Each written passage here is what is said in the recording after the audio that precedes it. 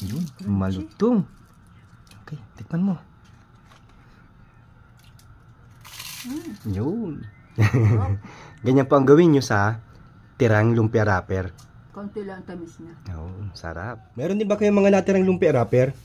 Gawin natin yan masarap na pang merienda. Simpleng-simple lang nga po itong gawin. Alam ko, marami na nakagawa nito. Imbis na masayang yung mga lumpia wrapper natin, ganito yung gawin natin. Ginawa ko lang po siya parang cone. Yan, ganun lang po ang gagawin natin dyan. Ito na po, yung mga natiklop-tiklop ko na lumpia wrapper. Ganun lang po yung kadali.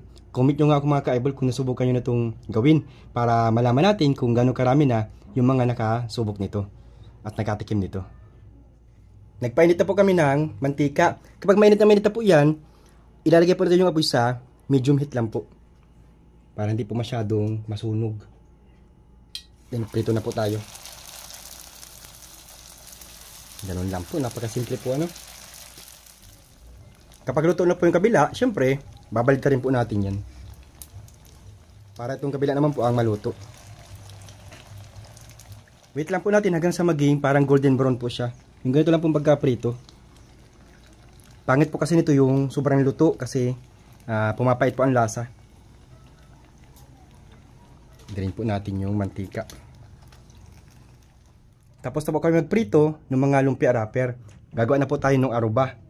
Unong tamis po niya. 1/2 cup po ng tubig at saka mga 5 kutsara po ng asukal na pula. 2, 3, 4, 5. Yun. Then gawin po natin yan na parang syrup. Mahinang apoy lang po ha. Then haluin po natin yan hanggang sa maging syrup po talaga siya.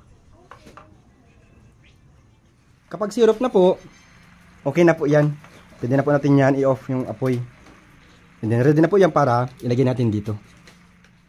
And then ito pong aruba natin, ilalagay po natin yan dito sa mga naluto natin na wrapper. Ganyan lang po. Yan. Napakasimple lang po ano. Napakadali lang pong gawin. Ganun lang po yun. 2 sangkap lang po yung pinakakailangan natin. Then wait na po natin yan hanggang sa totally lumamig na po yung asukal. Yun. Ito na po yung mga napalamig namin ng konting minuto. May tamis na po siya. Ganito po yung magiging resulta niyan. Sarap na po nitong simpleng merienda nito. Lumpia wrapper, tsaka asukal lang po ang pinaka sangkap. Yung ating simpleng merienda. Yun, malutong. Okay, tikman mo.